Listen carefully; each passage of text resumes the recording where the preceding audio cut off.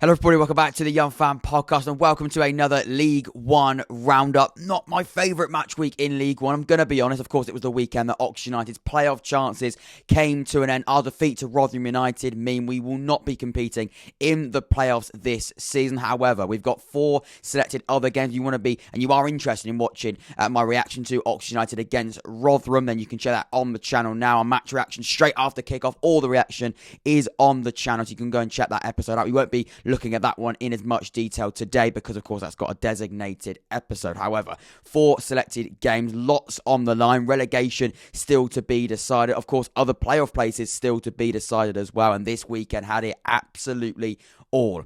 Let me know in the comments down below. Are you happy with your team's react as well? And hear from your club side, your perspectives in the comments down below. I'll be replying and responding to all of them as per usual. I'm recording this on Sunday morning. I had a bit of time to digest that disappointing result. However, it still feels the same. It's a little bit upsetting. We've sort of ended our season on the penultimate game of the season, but that's football. That is it. Unfortunately, we've got to move on anyway. So we're going to start off then with a bit of a relegation clash between Fleetwood and AFC Wimbledon. Let's have a little look at the league table after the result has come. Of course, it finishes 1-1. I'm pretty sure I did predict a draw. It feels like a lot of the times in football matches where a lot of teams know that a win would really help them, but they know a defeat would kill them probably a little bit more. And both sides are in the same boat. It normally does end in a draw. Now, unfortunately, SofaScore haven't got. It's quite difficult to really work out the goal differences. I've got on my phone here the goal differences. Of course, Wimbledon aren't mathematically out of it with points. On goal difference, they have a minus 25. So actually, Gillingham minus 32 goal difference, Fleetwood's minus 17. I don't think Morecambe are in a relegation.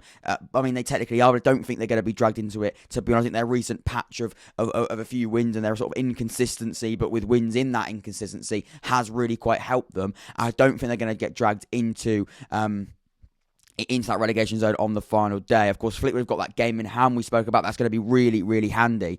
Of course, Gillingham Fleetwood getting a draw, of course, is helpful, but Wimbledon get the same amount of points. Of course, Gillingham lose. So for Gillingham, it's not an ideal result at all.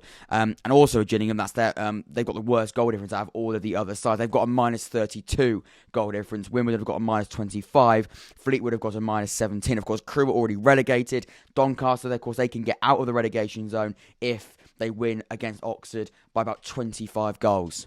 I think Doncaster are down. I won't lie. I know we've just come back from a defeat, Doncaster, but I don't quite think you're going to beat us by 25 goals. Of course, they're on 37 points. A win against Oxford will take them to 40. But like I said, their goal difference is much, much worse than the teams of Wimbledon, Gillingham, and Fleetwood. Fleetwood have got the best goal difference and they've got that game in hand. For me, I still think Fleetwood have got a really good chance. If they just get a draw out of their game in hand, I know the game in hand isn't against an easy side, is it? Let's have a little look at Fleetwood's game in hand. I think their game in hand is, it's not an easy side at all, Sheffield Wednesday at home. But if they could nick a point from that, of course, Sheffield Wednesday loss, we'll come on to that game in just a second, but maybe you could take advantage of them slipping up. I don't know. It's certainly not an easy game in hand. But even so, if they lose to Sheffield Wednesday, they'll still be out of that relegation zone because, of course, Gillingham, Wimbledon, and every team around them have played 45 games. So they'll go into the final game of the season, as it were, if they lose, depending, of course, on the defeat. Maybe that goal difference could be worsened, but even so, they've got a minus 17 goal difference. The second worst one is Wimbledon, which is minus 25, which means they'd have to get beaten by 8 goals. Can't see that happening. So I think whatever happens against Sheffield Wednesday, they're going to be the team in the relegation battle with the best goal difference and, of course, with the best points, and you take into account that goal difference as well, and position, of course. Most importantly, they won't be in that relegation zone. For me, I think the teams going down are the teams currently in the bottom 4. I think Gillingham, Wimbledon, Doncaster, Crewe are going to get relegated. I think it's going to be Fleetwood that just about stay up by the skin of their teeth.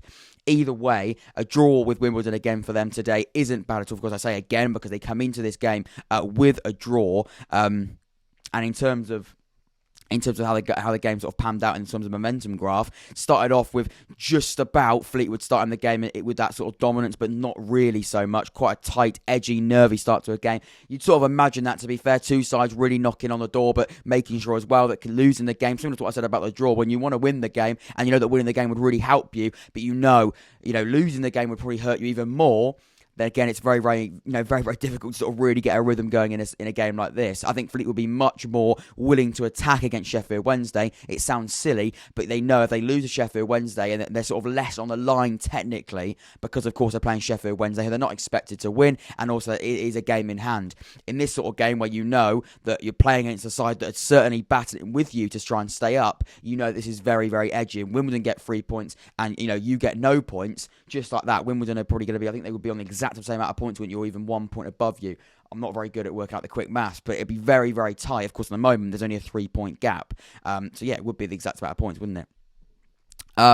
So when we look at the sort of the end of the first half, a little bit more FC Wimbledon, then patches of Fleetwood, but still, to be honest, in the game, you can see, I mean, Fleetwood, FC Wimbledon, of course, score first. They make it 1-0, and they're sort of like small patch in the first half, and Fleetwood are going to be a bit disappointed by that, because it looked as though they were sort of quite on top in what was a very, very nervy, edgy start to a game, quite patchy start to a game. Wimbledon get on top in their spot, then Fleetwood have a moment straight after Wimbledon score, and then a little bit more of Wimbledon, and then you probably say Wimbledon end the half on top. Second half, it's Fleetwood's half, and you could probably see, and you probably tell by Fleetwood's probably team talk at half time, we need to make sure that we go out in the second half, and if we lose this game, our survival chances are certainly less than slim. We've got to come out in the second half, we've got to come and certainly equalise, if not go on and win this game.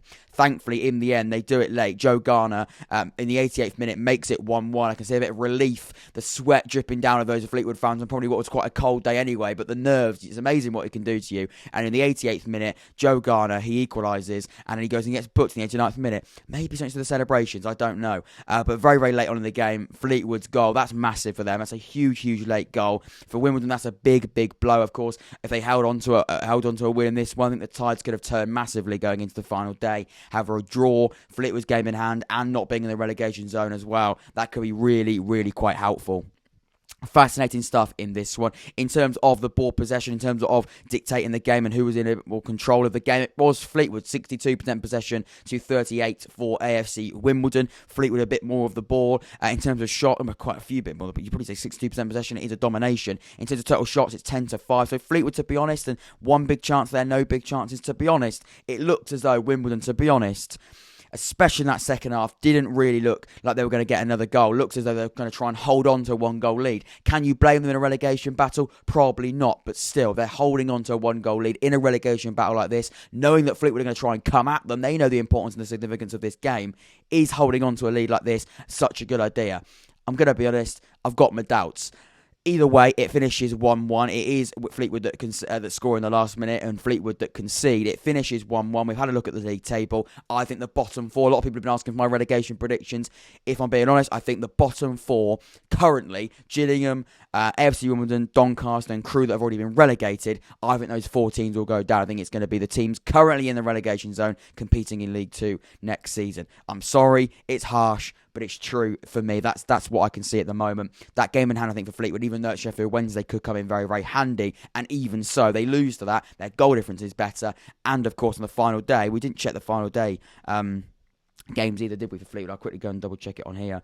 But we know that Fleetwood's final day really was doesn't matter, but again, they're out of the relegation zone and they've got the same amount of points, so it's not as bad. They're away to Bolton. That's tough, of course. That is very, very tough.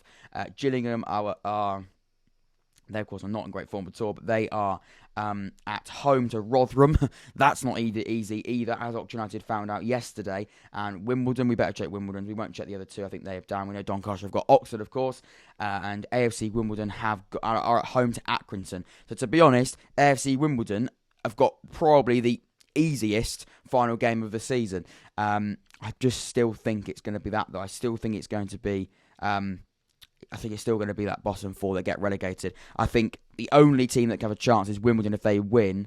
But even so, Fleetwood's goal difference is very, very good. It's going to come down to goal difference. You'd say Gillingham's probably the only other team because, of course, if they get that extra 3 points, they're on 40 points. But Fleetwood and Gillingham are already on that with better goal difference. It's tight. It's tough. I'm going to stick to my guns. I think the teams currently in the relegation zone will be the teams that get relegated.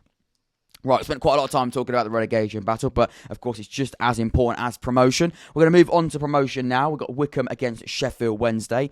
Not the result that Oxford United were wanting, even though they lost, there we go, to Rotherham. Anyway, it does not matter. However, we said that if Oxford United beat Rotherham, we didn't, but if we did, Sheffield Wednesday win against Wycombe was going to be something that we really, really quite needed, because of course Sheffield Wednesday look a team that are going to be far gone now and look like they're going to be definitely in the top 6, and I think some spoken about maybe competing for a top 2 place. That certainly isn't going to happen now. As for Wycombe, we thought we could maybe catch Wycombe again. That's not going to happen now. Either way, it's over for Oxford. Let's not stop. I can't stop thinking about it. I'm going to try and stop thinking about it. But Wycombe against Sheffield Wednesday, this game alone, a lot on the line.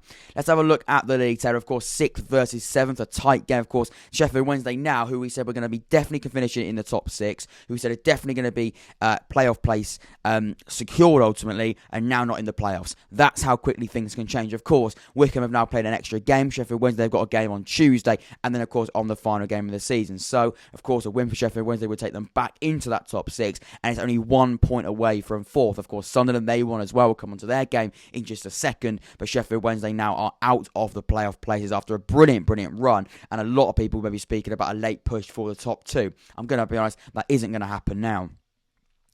In terms of Wycombe, like I said, they've got, of course, 45 games played, so they haven't got an extra game in hand on a Tuesday. They next play on the final game of the season, and they've got 80 points. So tight. Look how tight that is. For me, Sunderland, Plymouth, Wycombe, Sheffield Wednesday are now, they are the only teams for me competing for the playoff places. One of those teams will not be playing in the playoffs this season. One of those teams will not be competing to try and get promoted into Sky Bet Championship. That's the way it is.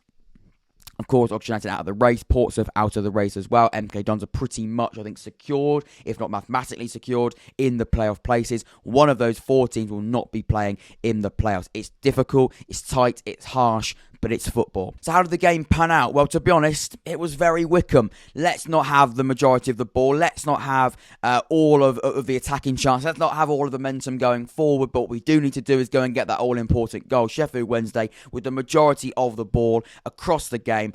To be fair, across the 90 minutes, you'd say they dominated the game. They had a really sort of late charge in the end of the second half. In the first half, to be honest, up until probably the last 10 minutes of that first 45, it was definitely Sheffield Wednesday's half to win, or to take the lead, should I say.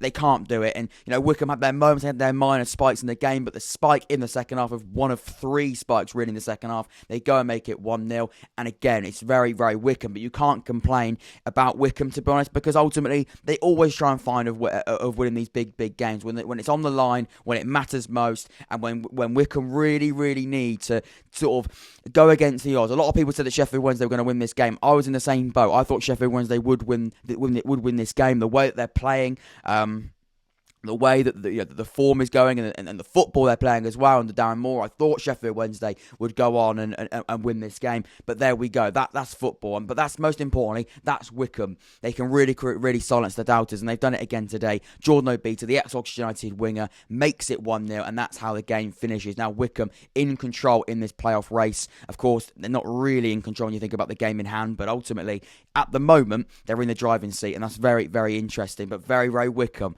And I mean that in the most respectful way possible. It ends Wycombe 1, Sheffield Wednesday 0. A big win for Wycombe Wanderers. A lot of people doubted them, but Wycombe do what Wycombe do best. Find a way of winning, and Gareth Ainsworth and those Wycombe lads, they know exactly how to do just that. Fair play to them. They don't have all the ball. They don't have all that attacking stuff, but what they do is get the most important things in football, and that's the goals, and they win 1-0 in the end.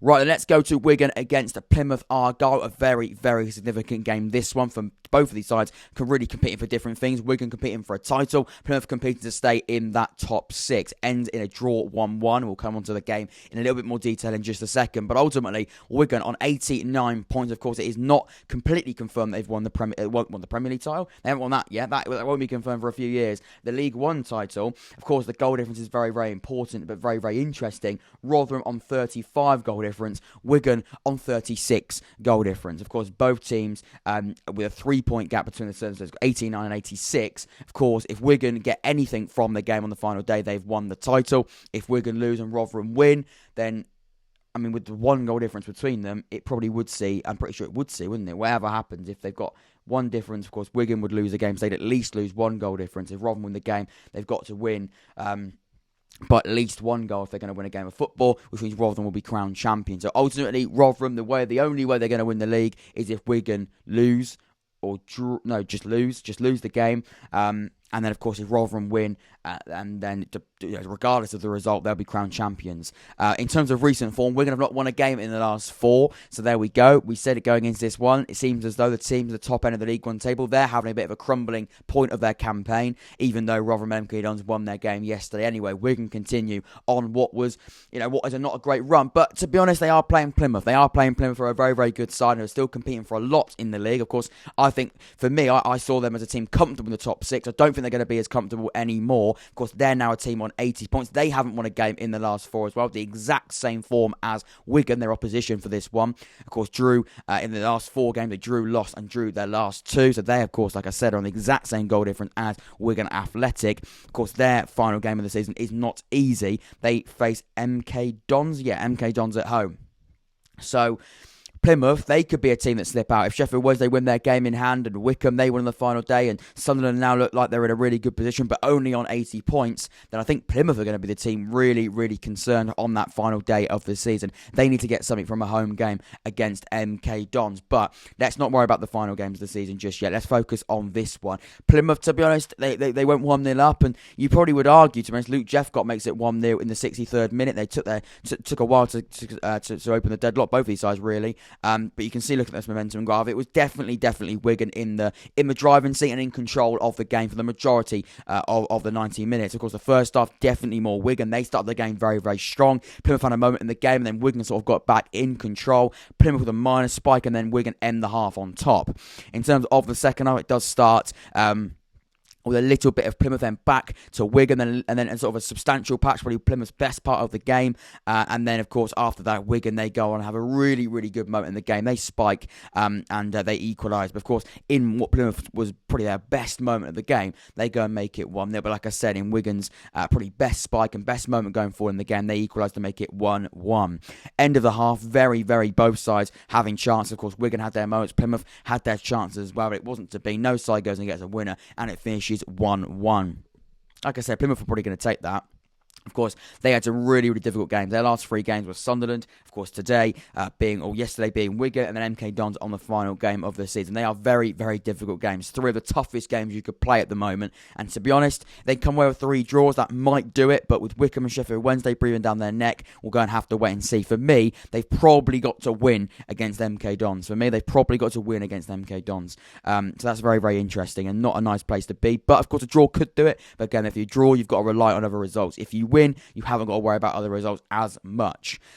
Anyway, that's the game. It finishes Wigan 1, Plymouth Argyle 1. A very, very interesting game. In terms of a player to definitely point out for me, at the back, Jake Watmore, of course, a very, very good game in terms of the defensive third, but also got that equalising goal. 0 clearances, 0 block shots, but 1 key tackle in the 90. 2 ground duels, 1 out of 2, so 100% ground duels, 1. And a very, very good performance from him in that 90 minutes of football. Luke Jeffcott, of course, got the goal for Plymouth Argyle. 82 minutes he played, but he got a very, very important goal. He got a shot on target, it probably was his goal. 73% pass accuracy, not bad at all. Connor Grant, we know we're a bit of a Connor Grant fan on the channel. Of course, a very, very good player, an instrumental player in Plymouth's season. And even though we talk about Plymouth, of course, they weren't predicted to be where they are, if we're being honest. Plymouth, definitely overachievers in the league, but doing a fantastic job. And now they're there. We talk about overachievers, but now they're in that position. There's no reason why they don't want to go on and try and finish in the top 6. They've been there for a lot of the season. They're going to want to try and end the season in that position, have a chance of what would have been unexpected, but certainly, you'd say, quite a deserved promotion into the Championship the way that they've been playing. A very, very good season for Connor Grant and for Plymouth. He got a 1 key pass in the 90 as well. That's that game. Let's move on to the final game of this round. We're going to go into the Stadium of Light because they beat Cambridge by 5-1. The way Sunderland are playing at the moment, the way Alex Neil has got Sunderland playing pretty much since he came in. I know he had a bit of a slow start, trying to sort of shore up the defence. They were shipping a lot of goals, but since that has happened, he's been absolutely brilliant in what Sunderland are trying to do. And in terms of their direction, very, very clear direction. I don't think many teams have got a better direction than Sunderland, or a very clear direction, should I say, than Sunderland. We want to try and get out of this league. I think a lot of people have said that Sunderland can't really afford to stay in League One for much longer. Well, they're doing a very, very good job of trying to get out of this league this season. Of course, Lee Johnson, people are arguing undeserved sacking. I was a little bit on the fence in that one. Of course, they did need a change in some way. That change was made. Alex Neil comes in, a little bit of a slow start, but he's really getting that rhythm, really getting that momentum going now, and a 5-1 win against Cambridge United in a business end of the campaign. I mean, it's special stuff, isn't it? And we talk about games, Cambridge had a really good season. Have a look at the league table anyway. It's not an easy game to go and win 5-1 at all. League One isn't. It's that competitive. But let's have a look at the league table now. Of course, Cheltenham 14th in the Cambridge 14th in the league. Cheltenham one place below them, but both of those sides having a brilliant season. We've been saying it pretty much the whole of the campaign. A lot of people tip them to get relegated, but they've had a really, really good season. But we're focusing on Cambridge for now. 2 defeats on the bounce for them, but 14th in the league. They'll certainly take that. They play a really good brand of football under Mark Bonner, and he's got a really good Cambridge side playing some good stuff this season. Unfortunately for them, not the one yesterday, not the one at all, conceding 5 goals. But going to the Stadium of Light, it's not an easy place to go at all.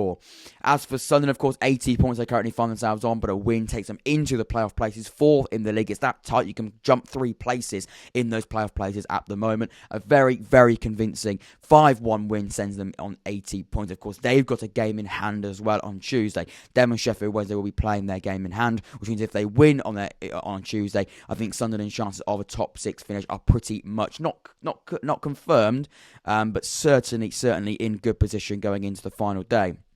In terms of possession, it was a dominant Sunderland win and game, to be honest. Sunderland, 75% possession, 28 shots in the game, 11 shots on target, 4 big chances to Cambridge's none. It was an absolute domination for Sunderland. And at this point in the season, when it was this important for Sunderland, just being dominant like this is so important. Some absolutely brilliant performers as well. We'll highlight a few individuals in just a second, but such a significant, dominant Sunderland win. In terms of how the game panned out, it was Sunderland that pretty much dominated the whole game. Moments of Cambridge United, and of course their moment, you could say, in that first half. Was when they got their goal. But, before they got that goal, they had a red card. They were down to 10 men. It was a penalty, I believe, that was that red card. Of course, Lloyd Jones at the 12th minute. At 13th minute, Ross Stewart scores from the penalty spot. And then Elliot Embledon makes it 2-1. So they were actually, 2-0. So it was 2-0 by the time that Paul Gibby got one back to make it 2-1. I think it was a bit of a tough ask. Ross Stewart goes and gets his second of the game just before half-time. And in the second half, Nathan Broadhead, one of the form that he's been on this season, absolutely brilliant player on loan from Everton, I believe, but a brilliant player for Sunderland in recent weeks, and goes and scores his, I don't know how many exactly goals he scored this season, but quite a few, and he goes and makes it 4-1. And then Daniel Bath, 5-1, the defender at the 72nd minute, rounds off a brilliant, dominant Sunderland win. Such an important 3 points for them. It finishes 5-1 to Sunderland. Very, very impressive stuff. Were to highlight one player, it probably would have to be the 2-goal striker, Ross Stewart. We know in recent weeks hasn't scored as many goals, but he's back to his best yesterday. 2 goals, 3 shots off target, but 2 on target, and 45 touches as well. He won the penalty as well and scored the penalty. 1 key pass in the game as well. In terms of Nathan Broadhead, let's have a little look at him. 0 key passes in the game, but an 86% pass accuracy, but most importantly, 1 goal and 31 touches that in the end are turned into gold at the moment. In terms of Elliot Embledon, 1 goal in the game, 4 key passes in that match as well. Very, very impressive stuff. 4 key passes in a game, that's absolutely outstanding. And of course, got a goal in there as well. He played an 8.2 SofaScore rating. Ladies and gentlemen, that is my run. A quick look at the league table before we round up this episode of the podcast. What a brilliant episode. What a brilliant roundup we've had. Such a fascinating roundup, but a brilliant weekend in Sky Bet League One. It has been, of course, a lot still to be decided on the final day. Of course, we're doing my predictions for the final day very, very soon. We've got some really, really exciting content coming to the channel. Of course, hopefully tomorrow, we've got a really, really interesting episode coming to you. So hopefully you enjoy that. If not, it'll be coming out on Tuesday. But yeah, we're sort of coming to the end of the League One campaign. Lots of exciting content that hopefully you will enjoy. If you want to make sure you make sure you want to be able to watch that and be notified when that goes live or goes recorded. A lot of it will be pre-recorded. Make sure you hit that subscribe button. Make sure you hit that notification bell next to that bell. You'll be notified when we go live or the recorded episode just like this one. If you haven't already, remember, in the comments down below, I want to hear from you. Let me know in the comments down below, are you happy with your team's performance and result this weekend? I'm certainly not, but that's the way football, that's the way the cookie crumbles. Still a lot to be decided. Title, relegation, playoff. That's all to be decided on the final game of the season. Of course, Tuesday, there will be a few games. I'm sure that will certainly sort of round up what's going to be a really, really exciting season, but it certainly will on the final day, of course. I've been Jack. It's been the Unfan Podcast. Take care, stay safe. I'll see you all very, very soon. See you in a bit.